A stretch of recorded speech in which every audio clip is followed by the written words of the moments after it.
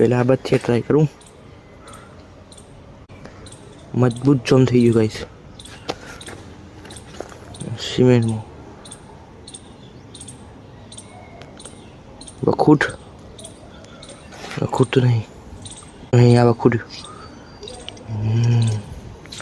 जो गाइस શું થયું પાછળ જો નાખી સ્ટાઇલ કાઢી બરાબર। चलो ये तो भी आप बीजी बजी काट दी है।